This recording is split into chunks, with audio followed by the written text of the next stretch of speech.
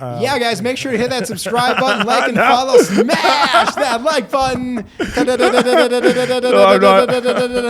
I don't even use that on my own videos, man. Come on, I'm not like that. All right, acha. So, Brent, why Pakistan, man? Why not Pakistan? I guess the better question, man. Yeah. Well, being from the United States, so we have a very flawed and a very incorrect perception of what Pakistan really is, how the people are, what the landscape is like, and what the culture is like. That's due to a number of factors, the media, stereotypes, and just kind of a pervasive sense of misinformation when it comes to understanding Asia and the Middle East, and especially Islamic culture. Yeah. So for me, I really wanted to go to a place that was misunderstood to try to see how different it was from the things that I were taught growing up about Pakistan, and to really get a firsthand feel for what the people here are like. What are they struggling with? What are they going through? What are their days like? What do they eat?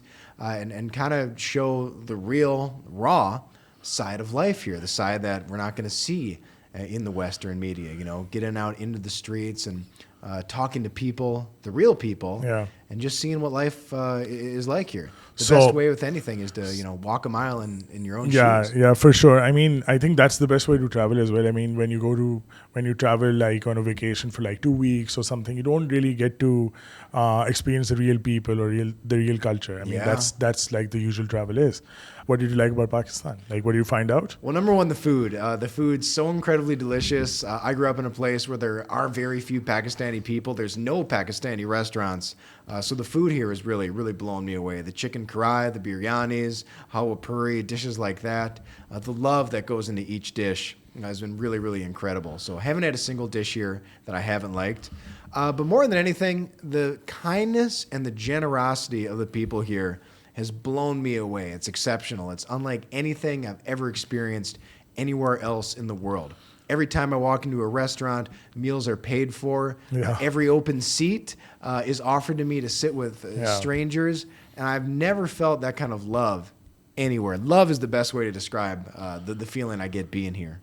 You know, we are essentially demonized by the Western media, Yeah. being people who are extremists or all of that. But I think welcoming other people or foreigners is something that we sort of take pride in. Like, even in our culture in Pakistan, any guest is essentially considered to be, someone who's honorable. And we offer him the best food. We might even give him our cars to go around or stuff like that, or even our master bedroom in some cases if there's a guest involved. So I think that's something that we're really proud of. But that's, I think, mostly it essentially for the amount of troubles that we have here in Pakistan. So while meeting everyone on the street and everything, what was the vibe that you were getting from this place?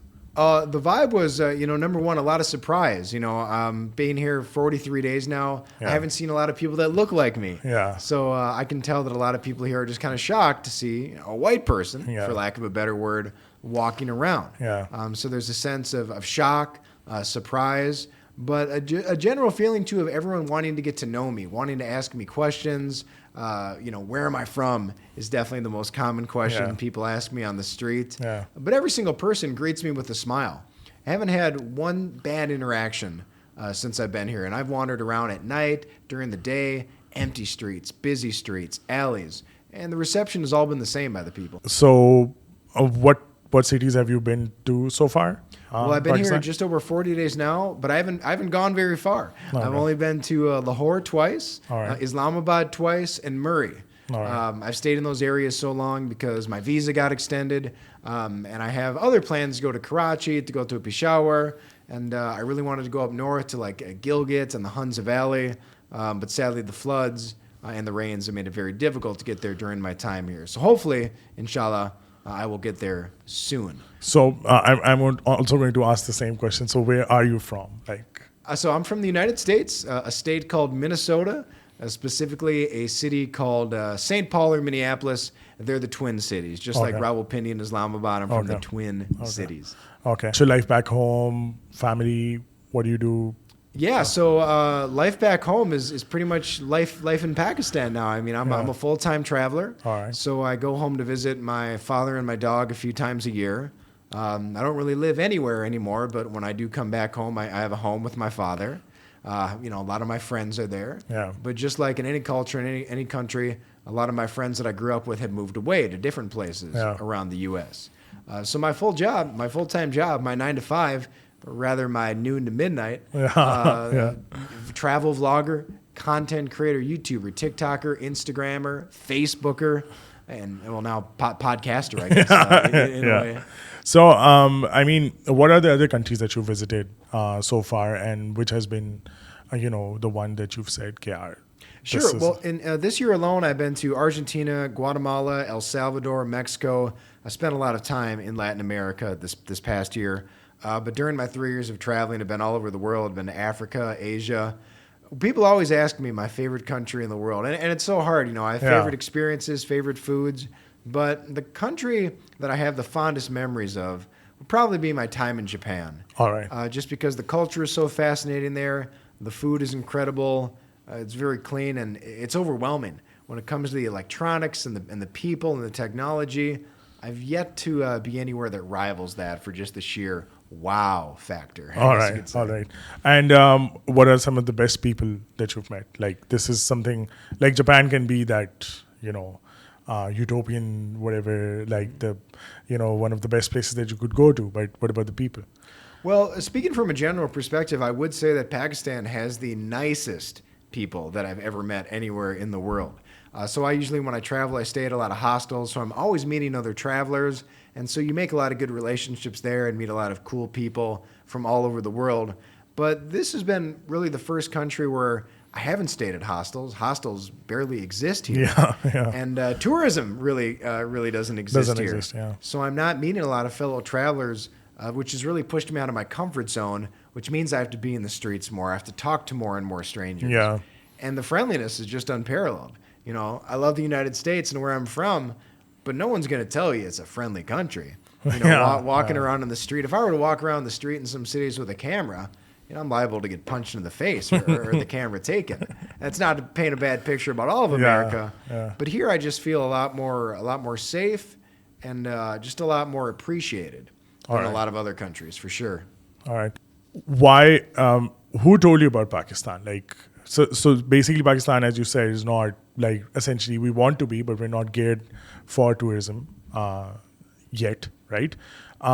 So how did you discover about this country, and why did you want to come here? Like, in the sense of, because there are a lot of safety issues here. I'm sure your country may have had us in some sort of a list, maybe a green list or a gray list or a red list or whatever. So didn't that sort of deter you to come here? No, not really. I want to go to places that people aren't visiting. I want to tell the stories that aren't being told. And I certainly don't always believe what the government says. Every government on earth, not just my United States government. I want to see it for myself. More than anything, I was, growing up, despite going to higher education in the United States, I don't even recall a single time where we learned about Pakistan or anything about Pakistan. You would only see it mentioned in the media, on the news, and Pakistan would usually be synonymous with things like terrorism or Osama bin Laden or the Taliban or something like that. So number one, I wanted to see for myself, but I really credit the other vloggers who have come here and kind of paved a way and showed the real side of Pakistan. Once I started watching vlogs from like Drew Binsky, World Nomac, Luke Dumont, I was like, hey, Pakistan looks amazing. It looks very safe. Looks like just a lot of other countries, Muslim majority countries. You were in Turkey right before you came to Pakistan. Right? How was that experience? Well, it was great. I did have the Covivi, so I was pretty much stuck in bed for about 2 weeks in Turkey. So I didn't get to explore as much as I wanted to. But Turkey also being a majority Muslim country, I believe majority Muslim. It was incredible. Great food. The people were friendly, but the people were not as outgoing as the Pakistani people. To me, it seems like the Pakistani people have no concept of the word shy. Everyone here is so outgoing. No one is afraid to ask you any question. Everybody approaches me on the street, and that's just not the case in a lot of countries. Whereas It's the Chinese food. Yeah, coming back up, man. The Gaza strips. Yeah. Whereas in Turkey, like people would look at you and acknowledge you, but they would not approach you. Again, maybe it's because there's just so much more tourism in Turkey, and So many white people anyway. yeah. And people thought I looked Turkish at times, so Yeah, they weren't as apt Yeah. to approach me over there. Yeah. And the areas I stayed was pretty much just in Istanbul, and it's tourist paradise. It's Yeah. nothing but tourists. Yeah. It's really hard to even meet locals in a place like that. Yeah. Well, we were just talking in the car. You told me that you spent a few years in an island stuck in it. What was that experience like? Well, once the pandemic first hit, I was in Belize, and I got stuck on an island, or a key, called the Ambergris Key in the town of San Pedro in Belize. Okay. And I had a choice. I could either fly home back to the United States, which at the time certainly didn't seem to be handling the pandemic well, Yeah. or I could just ride out the storm on the beach and wake up every morning and swim with the dolphins and sharks and the colorful fish and stay tan every day. And I thought, I think I'm going to choose the beach. I'm going to choose the good life. And it was amazing. I learned a lot about myself in that time. It was really unlike anything I ever expected, in my life. It was a very tumultuous period. It was a period of growth, and it was definitely a time of uncertainty because no one knew what was going to happen. Yeah. The island was protected from the virus. The virus didn't arrive on the island until months later. Oh, nice. And so we were kind of all in our little tropical oasis, protected Yeah. from all of it. Why choose the vlogging life? I mean, it's pretty hard, especially travel vlogging requires you to essentially be a nomad, having no family or friends. Obviously, you do have them at home, but they're far away and all of that. So why choose this life? Yeah, I tell people that vlogging, it's a job just like any other job. I'm not going to compare myself to a doctor or a nurse or a firefighter or anything like that. But it's hard work. It's a form of entrepreneurship. Yeah. You're responsible for your own success. You set your own schedule, and you need to be absolutely dedicated to that. But for me, vlogging life was kind of synonymous with entertaining. Ever since I was a kid, I loved entertaining. I loved making people laugh, and loved being a storyteller. Loved telling kind of engaging tales that would, hopefully inspire or motivate people, or at the very least, just make them laugh.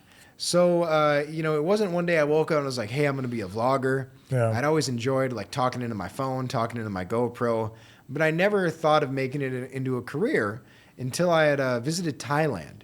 And I was a heavy user in Snapchat at the time. Yeah. And I would make little skits for my friends. They'd be like, oh, yeah, we really like these skits. It's pretty funny. Yeah. So I would go around Thailand and I would make videos with people that I would meet at the hostels, locals, and we would review snacks. We'd review foods. And I was like, hey, people dig these videos. People are open to being on camera. I like what I'm doing. Yeah. How can I combine my passion of entertaining with my desire to travel full time? Yeah. And vlogging was the answer. Yeah. You can monetize yourself on YouTube and TikTok and Instagram. Yeah. So it was just, a combination of things that led me to this point. And do you plan on doing this for the rest of your life, or maybe 5 years, 6 years? Until I accidentally slip in a volcano or something happens, an asteroid hits the Earth. Yeah, I mean that's the goal. I don't ever want to stop sharing my life with people as long as they're enjoying it. If the audience isn't there, then what's the point? I'm not creating these vlogs just for my own edification or my own happiness. Yeah. My goal is to keep growing this platform. I don't see a point when I would stop. I think even if I was in a place in life where I was very financially secure, you see it nowadays. People that retire, a lot of them, pass away shortly after. There's a lot to be said about working and your purpose in life. Yeah. And as long as I'm breathing and I'm moving and I can hold the vlogging camera, I'm going to keep doing it, man. Nice. I think you need that sort of dedication and that willpower to do this, because obviously when you start off, you don't have anything, and then sort of you slowly subscriber to subscriber and a follower to follower, you build your brand name, and you try your level best to give them the best stories that you can. And I think it's for me, it's the same, right? like telling stories. I like listening to stories. I like meeting interesting people like yourself. And it wouldn't have been possible. I mean, I've been doing it for a month now or so, not a long time. But here you are sitting in front of me and I'm meeting you. And I think that's just amazing, given the technology and everything. All right. So, in Pakistan, what's the best food that you've had so far? That you would say top? It almost changes every day because I keep having new versions of some of the foods I love here. But off the top of my dome, chicken karai. That's probably the one I've eaten the most, just because it's so savory, it's so spicy, the chicken meat is so tender. Yeah. Straight up, man, the place you took me before we came here, the secret shall not be mentioned, Uyghur Muslim Chinese restaurant, that was pure fire. Yeah. The beef was delicious. But for local cuisine, I really dig beef nahari. Right. That's been really nice. Hawa puri, the mix of the sweet, the spicy, and savory. Yeah. That's unique. You're not getting that flavor palette anywhere else around the world at all, man. Yeah. Golgappa was interesting. I think I'm pronouncing it right. Golgappe. Yeah, golgappe. Golgappe. Yeah. People on TikTok like how I mispronounce a lot of these words, I guess. Yeah, that was unique as far as snacks go. Kheer has been really, really tasty. And, of course, the spicy chicken biryani. Extra spicy. Not the white guy spicy, man. I want the real Pakistan spicy, man. So, like, you've been to South America as well, right? Yeah. Yeah. And I'm sure you must have been to Mexico. Yes. And so, is that food comparable to what we have in Pakistan, the spice level or the hotness of the food? Not especially. I mean, I'd say the spice level and the taste of the spice is very different between Pakistan, Southeast Asia, Vietnam, and Thailand, and then of course back in Mexico and then South Central America, Latin America. The spiciest food I've ever had has been in Vietnam and Thailand. That's been the absolute, man. Destroyer. I got to stay close to a bathroom because there's bad news coming up, man. Mexico, they in Latin America, they do a really good job of blending the chilies and the spices with tomatoes and other vegetables. Yeah. So there's a lot of like rich texture to the spice there, and it's a little more robust. But here, the spice, it's like, I call it like the perfect spice. It's never been too spicy. Even when I've asked for really, really spicy, it's never been too spicy. It's never been too subtle. It's right in the middle. Yeah. And it's overall good. It doesn't upset my stomach. So far. The water more than anything has been the disruptor, the grand disruptor in my tummy. It was a little bit of traveler's diarrhea a couple weeks back. Not that the audience wants to know about that. But yeah, it also, the food really depends on what is grown in that region, what can be imported as well. Yeah. I know here with the pandemic, a lot of imports were banned in Pakistan, so you don't have a lot of access. They're not banned because of the pandemic. They're essentially banned because we are sort of very close to defaulting as a country on our payments. Okay. So this is a way to sort of reduce imports, essentially. Apologies. It's completely understandable. I heard different things. Yeah, it's pretty hard to sort of understand where we are as a country right now. So you visited us at a time where it's like the extreme turmoil situation, both politically and because of the floods as well. I'm sure you were here when you heard about the news for the floods. Yeah, tragic. How did that impact you? Well, I heard about the floods pretty much right when I arrived. So my original plan and my top bucket list destination here was going to be Hunza Valley, northern Pakistan, Fairy Meadows, Skardu. Yeah. So I booked a flight to Gilgit from Islamabad, woke up at 4 a.m. to hop on and got the email, flight's been canceled because of the weather. I was like, okay, well, let's try again. And it looked like it was going to rain for the next couple days. And then I think, because I just don't watch Pakistani news here on TV because I don't understand. You shouldn't. You shouldn't anyway. You shouldn't anyway. But on TikTok, I would see these videos of floods here, and I'm like, whoa, what is going on? Yeah. And I mean, it looked like something out of a Hollywood movie. The devastation, the destruction, it didn't even seem real. Yeah. And then I would start to talk to the locals here, and they would tell me like what's really going on. I would see the flood relief centers popping up, and my friends back home, they're not learning about the floods on the news or anything like that. Yeah. But it did seem like maybe 1 to 2 weeks into the flooding, it started to get more attention on an international scale. People would message me like, "Hey, I saw this video on Instagram Reels, and like, is this really going on here? Are you close to this devastation?" And just a beyond tragic moment to be here, man. Do you face any effects of the of climate change in back home in Minnesota? Oh yeah, I mean, growing up, you would, I would. It's a very cold climate back Yeah. home, and back home, it could be because I was much smaller, but I remember the snowfall being so intense. There'd be so much snow that you could get buried in it. You could build these giant hills, and past 20 years, the it's not as snowy as it once was. I think if you look at historical records too, you'll see that the snow precipitation has dropped dramatically. Yeah. It's still colder than ever. It's still more miserable than you could imagine for Yeah. terribly long stretches. Yeah. But when it comes to snow accumulation, it's just not like it was. Yeah.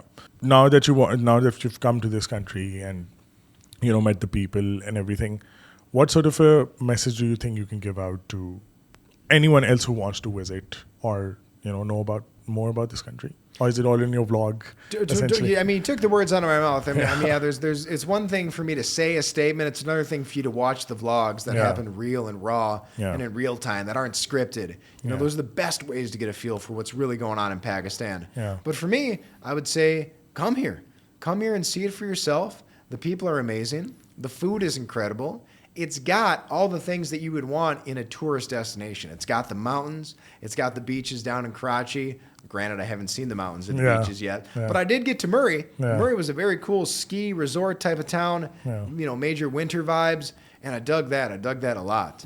And if you want the modern taste of life, Islamabad, it feels like a normal international big hub city. Yeah. Like you got your chain restaurants here. It's very developed. The roads are nice.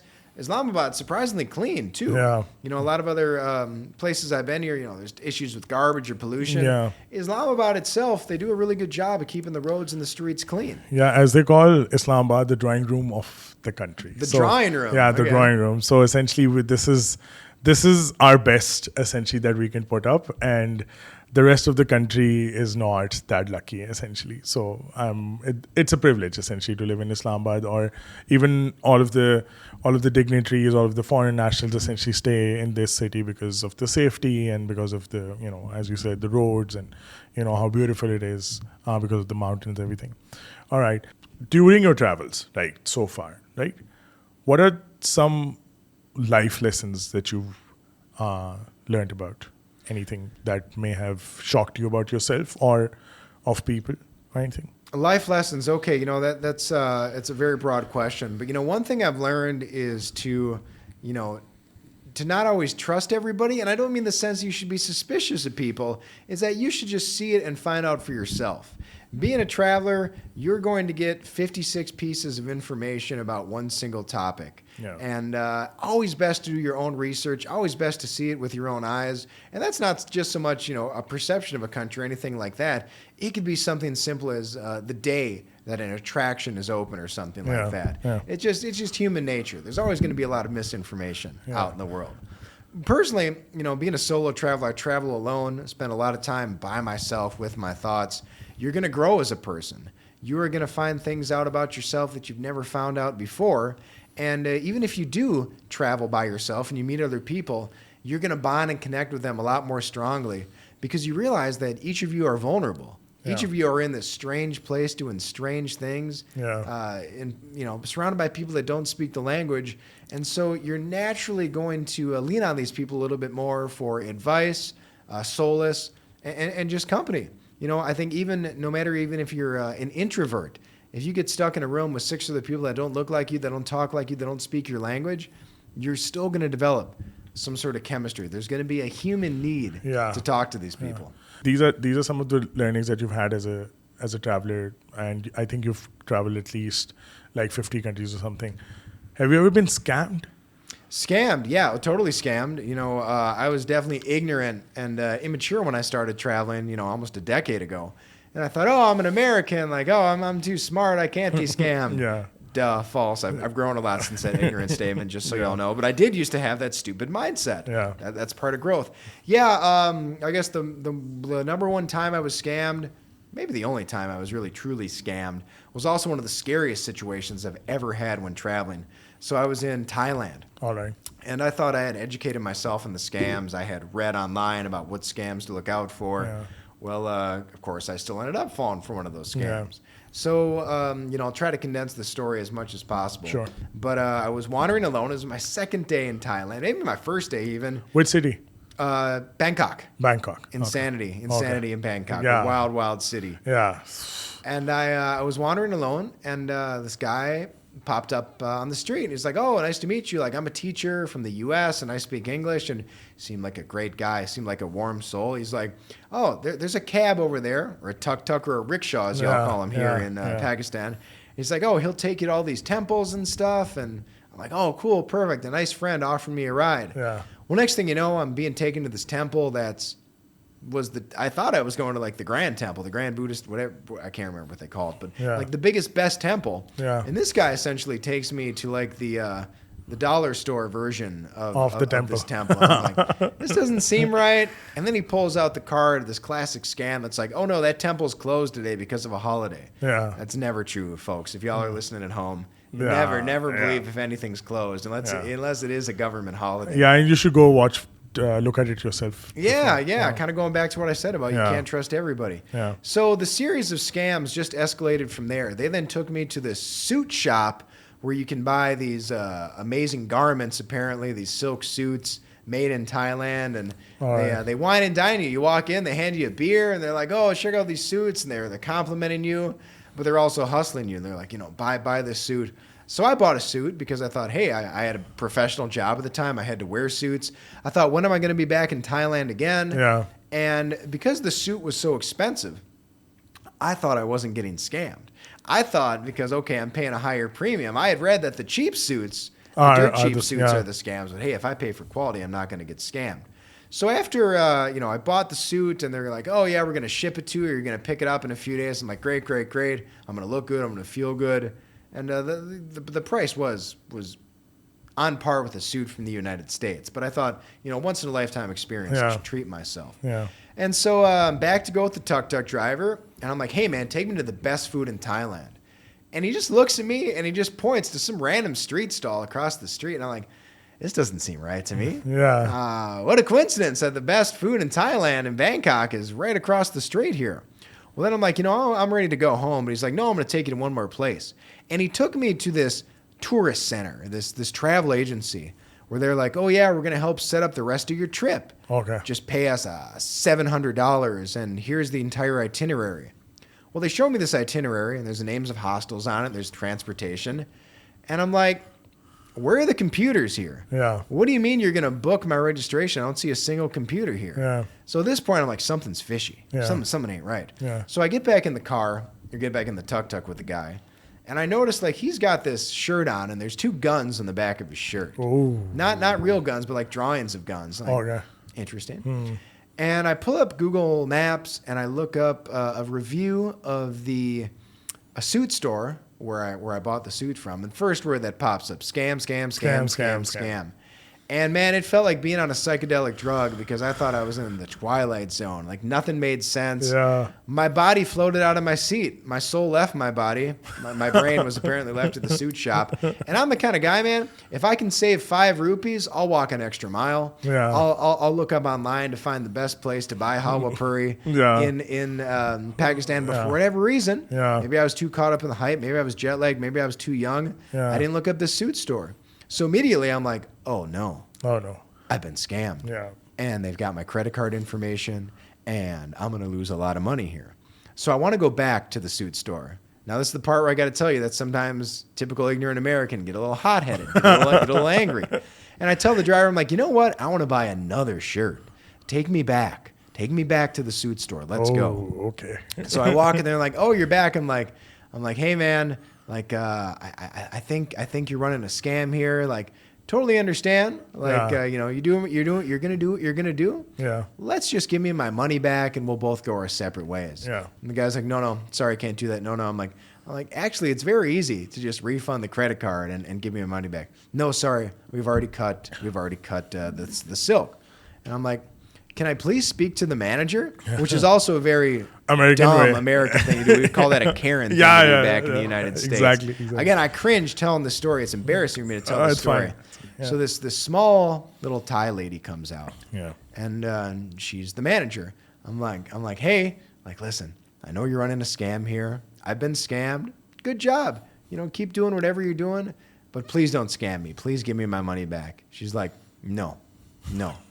You want to talk about it in the back room? Oh. And I'm like, no, I don't think so. But then I get a little angry. Okay. And I say, if you don't refund me my money, I'm going to start screaming and yelling in front of the store and in the store, because there's a ton of tourists in there that are also about to get scammed. Yeah. And she looks at me, real quiet voice, and she goes, look around. Be smart. Oh. And I look around, and there's probably 7 guys surrounding me. Oh, already? Yeah. Oh, yeah. damn. They were blocking the exits. Oh, damn. They were on every side of me. And I would soon realize later on that this was the Thai mafia, that these are mafia-run organizations. Yeah.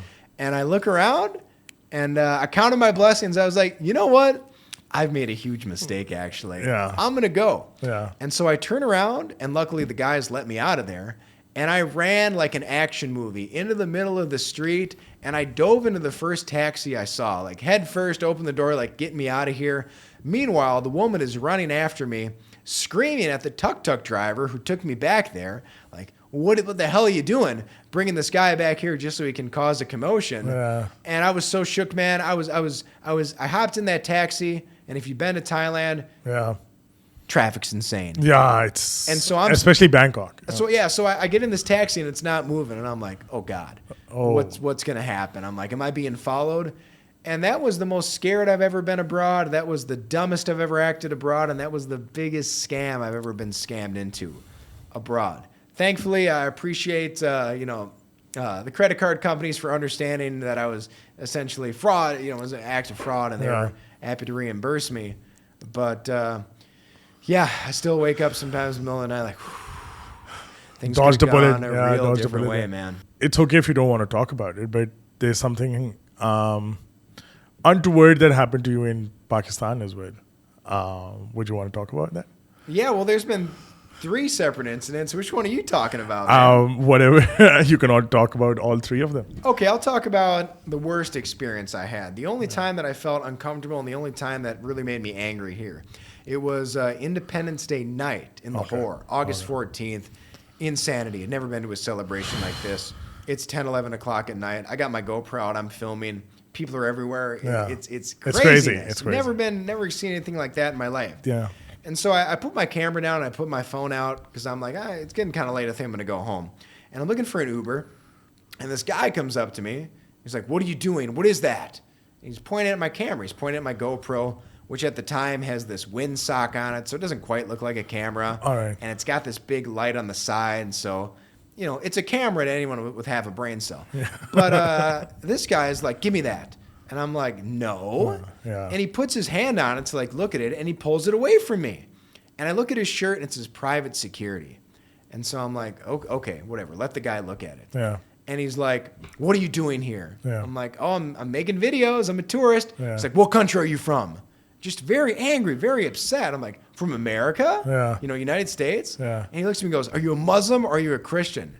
And I go, what? I didn't say it. And I'm like, well, it's none of your business, dude, Yeah. if I'm a Muslim or a Christian. Yeah. And I the only answer I had was, I don't know. Yeah. Because the technical answer is I was raised Catholic, Yeah. which is a part of Christianity. Yeah. But straight up, I don't ascribe to any religion these days, nor do I feel I owe anybody that answer as Yeah. well, especially, you know, some hothead jerk off with Random, yeah. Can I say jerk off? Yeah, sure, Okay. sure.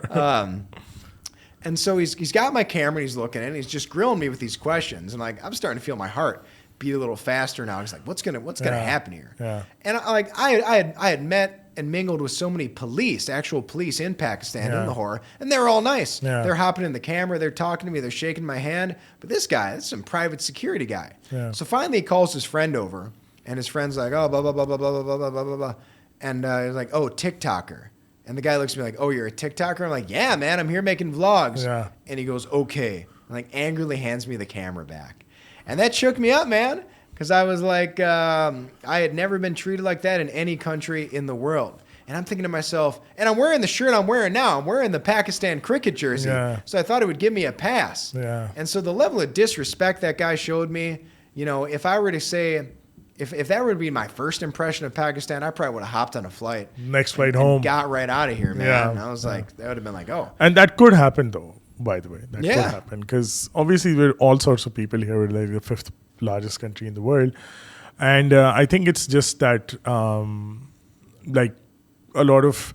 So there have been some incidences on TikTok as well in Pakistan. So there was this one influencer or a TikToker who, I don't know if she perpetrated it or maybe it was a PR scam, maybe it was real, but it was something like that. There was some sort of harassment going on at Minar-e-Pakistan in Lahore. And so that happened as well. And then obviously the security state of the country. So people are like, essentially the security agencies are very skeptical about anyone who's a foreigner here or maybe in areas that are, considered dangerous or whatever. So, but yeah, I mean, I get that. Anything else? Yeah. So the other, incident that really wasn't. It was more bad in hindsight. Yeah. But I was in a very public forum, and there were a lot of people around, and just a lot of chaos and craziness. Yeah. And this guy approached me, and I thought he was a news broadcaster, a journalist, whatever. He had a big microphone and a big camera, and it seemed like a professional outfit. Yeah. He had an entourage, like 5 to 10 guys around him. And he comes up to me and he's like, what are you doing here? And he, in a friendly manner, Yeah. big smile, puts the camera in my face, puts the microphone in my face. I'm like, yeah, I'm Brent Trimm. I'm from the United States. I'm in Pakistan, Zindabad. Yeah. And then he goes, okay. Now you say America Murdabad. And I'm like, what? Oh, and it's so loud where I am too. Like I couldn't hear like what the heck he was saying. I'm like, what do you want me to say? America Murdabad. I'm like, well, he wants me to say something about America. Yeah. And I don't know what Murdabad means. It doesn't sound good. Yeah. Because it sounds like a mix of murder and bad. And I'm like, I don't think I want to say this. Very, very close though to the translation. Yeah, now that I know what it is. Yeah. And there were all these people like surrounding him and surrounding me, his crew, like egging me on to say it. Say it, getting super excited. And finally, this young kid that I had met earlier in the day, he looks at me and he goes, don't say it. And I'm like, I know I could tell, when someone's got a good soul, you can trust this guy. Yeah. And I'm like, I'm not saying like, no, I'm not saying it. And so I walked away and didn't say it. Well, then like a week later, somebody finds me on Instagram or something. This is before any of my videos had gone viral here. Yeah. And they're like, hey man, I think this is you. Or I saw your video. My Uber driver actually, he goes, I saw this video of you. Yeah. And here I am. And this guy was trying to get me to say, death to America on his YouTube channel or whatever. And I can't even imagine what life would have been like had I said that before I would have been let back into the United States. I'm glad I said it. Yeah. Best advice would be to never repeat what anyone tells you to say in any country in a language you don't understand. Yeah. And so, it really didn't upset me. It was just more like, man, F this guy. Like what a scumbag. So now you plan to go to Peshawar. What's the plan there? What are you going to do there? Oh? The plan for Peshawar is food, and more food. and more food. Yeah, super excited to get there, to try the chipli kebab, to try the palau, the beef, the lamb, the shinwari, anything that I can fit in my mouth there. Yeah. I'm very excited for that. And to just see the culture too. I've been in Islamabad so long, I miss the kind of real Pakistan culture that you find in places like Lahore. Yeah. So excited to just be in a place that's a little more removed from Western culture. Yeah. Hopefully I won't see too many KFC. Y'all love the KFC out here. Yeah, we love the Pakistanis, KFC. man, y'all are obsessed with It's KFC. amazing, by the way. Our KFC is so much better than the ones abroad. I've heard, the McDonald's in Pakistan was better than the one back in the United States for sure. That was Yeah. really, really good. And I am going to KFC and going to do a video because people have been going mad on TikTok. No, so it was really bad a few years ago, like say, I think 3-4 years ago. It was pretty bad. But I think they just sort of revamped the entire situation, and now it's just like amazing. I mean, Word, that's why, okay. Yeah, it's amazing. They tell me I got to try the zinger. Yeah, the zinger. But a lot of places have the zinger here. That's just like a chicken sandwich, eh? Yeah, but like the original zinger name is KFC's name. Oh, it's okay. No, KFC is the OG zinger. Yeah, the OG zinger. So like the copycats here you would find would have a zinger burger in their menu, but the real zinger is essentially KFC. Got it. Okay. Yeah. So have you been able to meet when you've met like real Pakistanis? Did they welcome you to their homes? Did they offer you tea? What was their attitude like towards you? I'll tell you, man, there's been a lot of strange people in my Instagram messages inviting me to their bedroom. But people have been like very like receptive, like, oh, my parents would love to cook for you. I'd love to show you, I'd love to have you meet my family. Yeah. Everybody offers the chai. Chai is like the internet or the Pakistani gesture for like friendship. You're Yes. like, come have chai with us. Yeah. Chai at 6 a.m, chai at midnight. Yeah. And I'm like, if I have any more sugar and caffeine, my teeth are going to fall out. My heart's going to explode. Like, I love the chai. Don't get me wrong. But that's like the how they break bread here. That is the gesture. Come have some chai with me. Yeah, So really, really we're appreciate that. Would you believe that we're the second largest importer of tea in the world? I guess I would, considering how much tea they drink here. Yeah. Yeah, about $500 million a year. I got to get in the tea business. Yeah. Forget vlogging. I need to brew my own tea and ship it out. Because I think chai for us is something like, if you're sad, have tea. If you're happy, have tea. If you have guests over, have tea. If you are failing, have tea. So, for us, chai or tea is essentially a part of our culture. And a lot of us all over the world, we drink coffee as an accelerant. Do Yeah. you drink chai? It's like, okay, I need to stay awake. I'm going to get some like chai. No. For us, tea is like a beverage that we just enjoy while chilling or talking to someone and all of that. For people above 50 or 60, it has been something of a replacement for coffee, but now it has more cultural impact than waking up and everything. It does have that a little bit of caffeine, I get that, but mostly it's more like a cultural thing. So you do have evening tea as well. Like, why would you want to have caffeine in the evening if you want to sleep? Yeah. So, but we have like a evening tea sort of a culture as well. Like, have tea around like 7 p.m. or 8 p.m. or whatever. Got it. Yeah. Okay, so I know everyone likes to hear about the dangerous side of traveling Yeah. and things you can encounter. So about 4 years ago now, I was in Vietnam, in the mountains of Vietnam, one of the most stunning places I'd ever been in my life. And I was going on a hike with a girl I'd met from the United States, and she was very fair-skinned. She was about the same color as that tissue over there, just as white Very as pale, white gets, very man. pale, Yeah.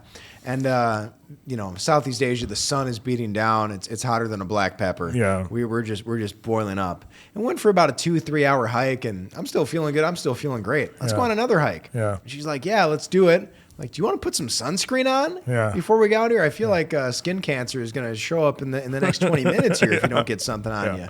And she's like, no, I'll be fine. I'm like, okay. So we're wandering around and we're following what we think is a trail. And starting to get later and later in the day. I'm like, man, we haven't seen anybody in a long time. We haven't seen the other people we thought we were going to see on this trail as well. Yeah. And I think the sun's going down, and I don't know how to get back, and I don't have GPS on my phone, and we're in the mountains. There's no Google Maps, for the middle of nowhere. Yeah. And suddenly we're like, oh no, we're lost. we are lost, and we're in the mountains. And we have no idea where to go or what's going to happen here. Yeah. So a little bit of panic starts to set in. Yeah. And we're wandering around like it's going to get dark soon, and no one knows where we are. No one's going to send a search party out for us. Yeah. Like, things can be really grim. Like, I'm considering the possibility that like we're going to have to like sleep outside or something. Yeah. So I'm like, maybe we can find like a small village or a hut along the way. Well, we see this clearing, and it looks like there's a gate, a fenced-in area. I'm like, okay, there's got to be a family living here. Yeah. So maybe we can go in and ask them for directions, just figure out what the heck's going on. Yeah. And so I approach the gate, and the first thing I see are these 3 giant dogs. Oh. And before I can even think, before I can even breathe, I can even move, they all like stand up and look at me. Oh. And fight or flight kicks in, and I turn around and I just start running. And the dogs, they start chasing us. Oh. And so one of the scariest situations of my life, I was luckily a little more in shape than this girl. So I was like, well, the dogs will get her first, and I'll be able Every to man get for away, himself. hopefully. And I'm running down this hill, full speed. Could have broken a leg. Just absolute pandemonium. Yeah. Dogs are barking and they look big, vicious dogs. And this is Vietnam, man. You don't know if they got rabies. It's anything could happen. Are they stray dogs? Are they family dogs? Are they guard dogs? Yeah. So we make our way down the hill. Luckily, the dogs break off. They don't follow us further down the hill by some miracle of God or Allah, whatever. Yeah. And I'm like, and I look at the girl, I'm like, we're in a tough situation. Like, I don't know what's gonna happen. I can't promise you we're gonna make it out of there. She's got terrible sunburn, and I'm out of water. Oh. None of us have water, and we're so dehydrated now, even more so because we've been running from these dogs. I'm like, is this where I'm gonna die? In some Vietnamese rice field? It's like, it can't end this way, man. Yeah. And so all of a sudden, out of nowhere appears this group of travelers that sure weren't associated with us, and maybe the universe put them there. We're like, we are lost. Where to go? And they told us where to go, and we made it back just as it got completely dark out. And the owner of the hostel was like, "Where were you guys? We were freaking out. Like, we had no idea if we were ever going to see you again." Yeah. And I know it's a dry country here, and I don't drink a lot of alcohol. Yeah. But that was the only moment in my life where like, I need a beer. I need a beer right now because I feel like I could just collapse. Yeah. And so I was thankful for the people that we found, and God only knows what would have happened had we not found those people. So that was one of the most like heart racing, dangerous, like holy shit moments. Anything could have happened here. And okay, so while you were talking about the story, you talked about a little bit about maybe the universe put it there, or maybe it was Allah, or maybe it was God. Do you believe in destiny? I don't know, man. It's a tough question. I don't know. There's been so many things in my life that have seemed to have happened for a reason, good things, but there's also been a lot of bad things that have happened for reasons I can't explain. So, do I think it was some grand plan that I lost my mother when she was young? I don't think so. I can't justify anything like that. I've lost a lot of friends very young to cancer, 20s, 30 years old. Do I think that was destiny? I don't. Do I think that I've become very lucky in a lot of situations, both career-wise, both health-wise, because of destiny? Well, I'd like to think so. I'd like to believe that because I've done good things in my life, that good things have come to me and more good things will come. But I just don't know. It's all a gamble. I don't have the answers. It's a lot. It's comfortable to believe that everything happens for a reason, and that there is a grand plan or a grand purpose to all this, and good things will come. But I just don't know, and I won't know that answer until I say goodbye to the world. I like to think. But I do live my life in a way that if I just keep being who I am and keep being a good person and trying to like help others, then maybe the bad things won't be so many, and maybe there'll be more good things than bad things in my life. All right. And do you ever plan on settling down, having a family? With the career that you have, I think it might be tough to find someone like that. Or do you just plan on being a nomad? Yeah, I think when I'm about 85 and have lost control of my bladder and all my internal organs, I'll need someone to take care of me. Yeah. But in all serious, I'm never lonely on the road, and I've dated. I've dated many women in my life, and I recently had a girlfriend when I traveled through Argentina, but we broke up. Not a heartbreaking situation or anything like that. Just this lifestyle isn't for everybody. Yeah. Some days I even question, like, is this lifestyle for me? And it definitely is, but it's hard to focus on yourself and your career and traveling and entertaining and building an audience while you've got someone else's needs to attend to. So while I do think it is destiny that I will meet a partner, some woman that I'll love, and we will be married. Marriage doesn't really mean much to me. We'll have a relationship. I don't care about the rings and the ceremonies and all that. And I know that may fly in the face of culture here, but that's just how I live. And children, I just don't know. I'm so stressed out about my own life and my own health, and so anxious over that. I think a kid would just break me. I don't think I'd have one hair left on my body if I had a kid. At least if I did, they'd be pure gray by now. But who knows? Who knows? Maybe the universe will present itself, and I just don't know. I'm a very spontaneous person, but I do know that I don't think I'm going to wake up tomorrow and be like, I need a wife, I need a kid.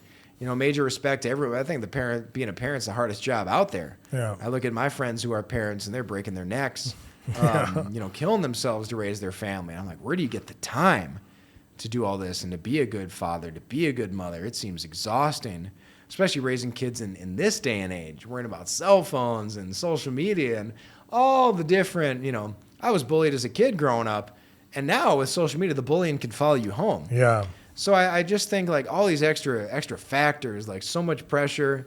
But more than anything, before I bring a child into this world, I want to have enough success where I can ensure that I can give them a good life. I don't want to be fighting to make, Ends meet. to get a couple of views on a vlog just to make a few dollars to buy their baby food or something. That's not a life for me. If that ever happened, I would go back to the career that was what I had before here. But I live life without a plan B.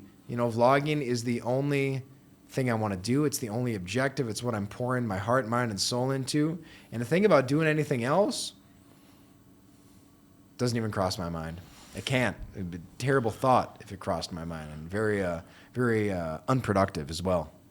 All right, and you do all of the vlogging and the editing and all of that all on yourself? Yeah, all by yourself? man. The editing, the filming, the vlogging, the emailing, the typing, the subtitles, the descriptions, the posting, the uploading, the downloading, all of it. And I enjoy it. Don't get me wrong.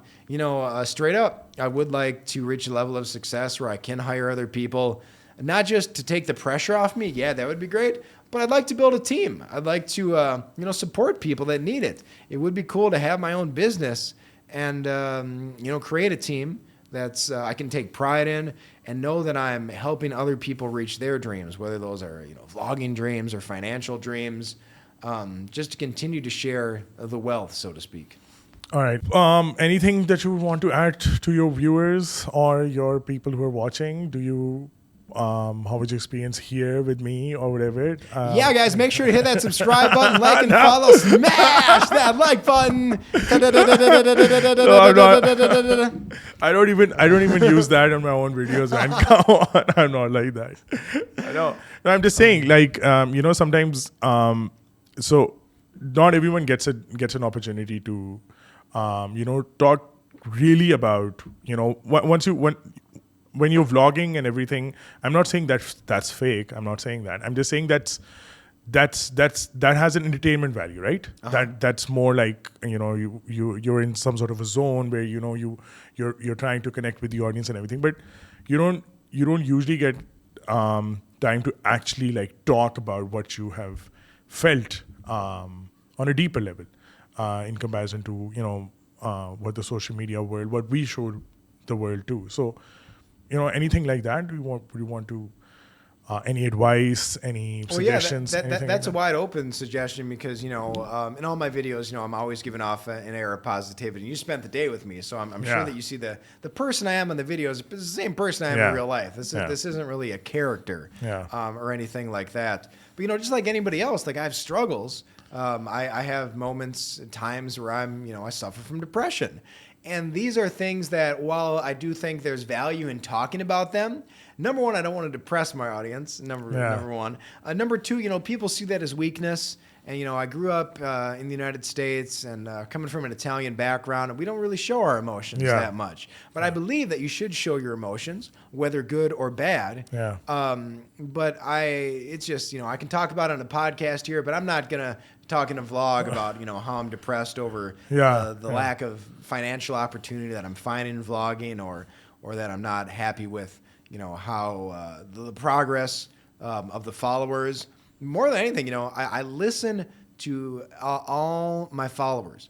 Most of the places people tell me to go on TikTok, I go there, because I want to show people that, I take action based on their suggestions. Yeah. And I have a rule, not my rule. It's from one of the great directors, John Waters, and it was read. It relates to reviews, but I switched it to comments. Okay. Read the good comments twice, the bad comments once, and then never again. Nice. And that's something I stick with, because you can't let the bad comments get you down. There's a bunch of internet haters out there and things like that. Straight up, though, I haven't had a single negative comment from anyone on the Pakistan videos. So everyone's been super, super kind. So I appreciate that. Major thanks. But, I'm doing this for the viewer, for the audience. So if there's something they don't like or they want to see, let me know. I'm open to all constructive feedback and criticism. If I don't take criticism and I don't learn from my mistakes or learn how I could be doing better, I'm not going to grow. So if someone tells me they don't like how how I'm presenting something or something like that, let me know. But more than anything, I'm here to listen. I'm here to learn from the audience. It's so easy as a creator to get caught up in our head about what we think the audience wants to see. Yeah. But the audience is wide and broad. It's white people, it's black people, it's brown people, it's teenagers, it's adults, it's old people, Americans, Pakistanis, Canadians, Germans. It's all over, and it's impossible to put those people in a box. Yeah. But everybody likes food. That's the one thing I know. Food is that's why, my message is I'm here to connect cultures through food. So we broke bread today. We had a meal with you today. Yeah. We learned about Uyghur culture. We learned about Chinese culture here in Pakistan, because no matter the differences between our skin color, our governments, our religions, food is the one thing we can all find a commonality. Yeah. And it's the great uniter. It bonds us. Yeah. And no one can be upset when they're eating a good meal. Yeah, that's true. I think all of the politicians should have a good meal before, going into an argument. They should. Beef Nahari in the White House. They need to serve more of that. Yeah. Okay. So my final question. Say you were given, you had the financial security, but now you wanted to settle down, right? Mm-hmm. So we're talking about maybe 10 years later, whatever. God, I hope I'm a little more financially secure than in 10 years. Yeah. I'll be a corpse in 10 years. And maybe you found someone who you think you can settle down with, and there are no boundaries, there are no rules. Where would you want to, of all the places that you've been so far, where would you want to eventually settle down? Great question. That's a tough one, because I don't think I've been to that place yet. I haven't found it yet. Okay. It would be somewhere where, as you get older, you need a place where there's good health care. Yeah. I'm a hypochondriac. I've been injured enough. I'm injured right now. I got a fractured rib talking to you. Yeah. And it's got to be somewhere where I can, in case something goes wrong, because anything can go wrong, I can have, good medical assistance to take care of me. Okay. I'm never moving back to the cold again. I'll visit the cold, but I'm never going to live in somewhere where it's going to snow. Maybe, I say that now, maybe I could tolerate a little bit of snow, but I'll never move back to Minnesota in my life. Love Minnesota, love everything it did for me. My family's there. But that kind of cold, it's oppressive, and it broke me. Oh, excuse me. I got that one out. Yeah. It broke me. Yeah. When I am cold, I'm not even going to front. The cold weather, it makes me angry. I'm not myself. Everything okay? Yeah. I feel like we lost something. No, we didn't. Okay. No, it's fine. In cold weather, I get angry. I get perturbed easily. I'm very on edge because I'm uncomfortable. Yeah. I don't want to live anywhere where I could die just being outside. That's not my kind of environment. So the perfect place, haven't found it yet. It would have to be somewhere where I can easily have access to swimming. I love to swim. That's one of my favorite things. Doesn't necessarily have to be a beach. Could be a lake. It's got to be warm weather. It's got to be good health care. It's got to be good food. And it has to be, reasonably well priced. America is an expensive place to Very live, expensive, man. yeah. It's even a more expensive place to die or get sick. So, these okay, days. you can't tell me a city, but can you tell me a region of all the places that you've been? Even if you've not found it yet, of all the places that you've been, you could say Turkey, you could say the European region or the Asian region or Southeast Asia or whatever, something like that. I think there was a certain pull to Asia that seemed to have a lot of the things I wanted. I think a place, I envision a place like New Zealand. Okay. I haven't been there yet. Okay. But in my mind, that's a place I could live. Okay. And even it's cold, but Vancouver seemed like a place I've heard good things about it. Yeah. Really, really good. I love Europe. I love Germany. But again, that cold weather would just beat me down after a while. And I like being in a place where I'm surrounded by diversity. I don't necessarily need to wake up and live in a place where I'm only looking at white people all day either. So it'd be cool to live in a melting pot city where there's a lot of other people living there.